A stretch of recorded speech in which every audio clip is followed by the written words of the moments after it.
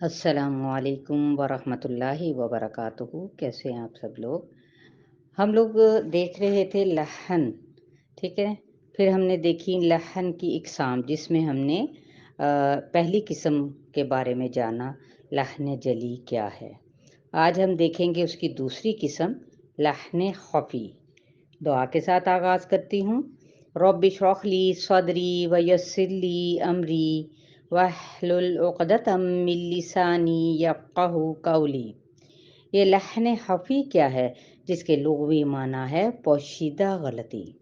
اصطلاحی معنی تلاوت قرآن میں ایسی غلطی جو قرات کے حسن میں بگاڑ پیدا کرتے، لیکن اس سے نہ معنی میں کوئی خلل آئے اور نہ ہی لفظ کی بناوٹ میں کوئی فرق آئے۔ لحن خفی کو احکام تجوید میں مہارت رکھنے والا ہی پہچان سکتا ہے۔ اب ظاہر ہے الحمدللہ آپ لوگ بھی یقیناً ماہر ہو چکے ہوں گے پچھلی تمام اسباق کو دیکھتے ہوئے کہ اس کے اندر بھی آپ لوگوں کو باقاعدہ تطبیق کے ساتھ ہی تجوید سکھائی جا رہی تھی۔ تو اب جو ماہر ہے نا، وہ اسے پہچان سکتا ہے۔ مثلاً مد کی مقدار کم کر دینا، غنہ نہ کرنا، ادغام یا اخفا نہ کرنا۔ تو اس کے بارے میں حکم کیا ہے؟ بعض علماء کے نزدیک لحن خفی مکروہ ہے، اس سے حتی الامکان بچنا ضروری ہے۔ انشاءاللہ ہم نے ان قواعد کو، یعنی لحن کی جو اقسام ہیں اور لحن جلی کے اندر جو بھی مختلف قسم کی نوعیت ہو سکتی ہے، اس کو بھی ہم نے دیکھا ہے اور لحن خفی کے بارے میں بھی جانا ہے۔ آج ہم اپنے لیسن کا آغاز کرتے ہیں پارہ نمبر 6 سورہ المائدہ اور آیت نمبر ہے اس کی 13 سے۔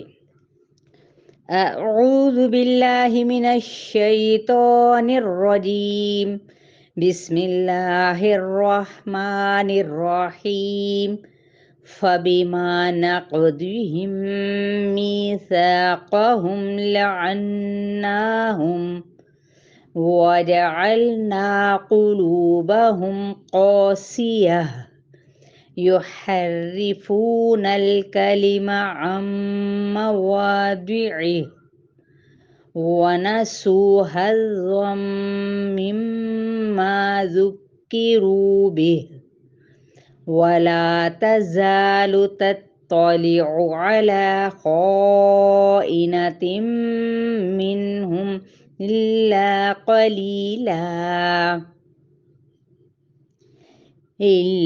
قَلِيلًا مِّنْهُمْ فَاعْفُ عَنْهُمْ وَاصْفَحْ إِنَّ اللَّهَ يُحِبُّ الْمُحْسِنِينَ۔ وَمِنَ الَّذِينَ قَالُوا إِنَّا نَصَارَىٰ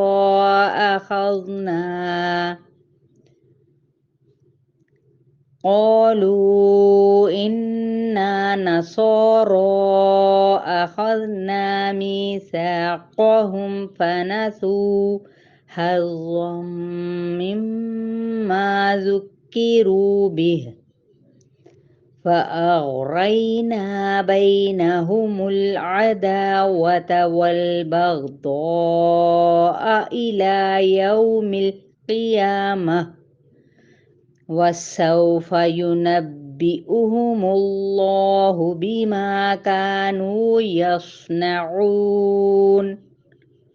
بارک اللہ فیک۔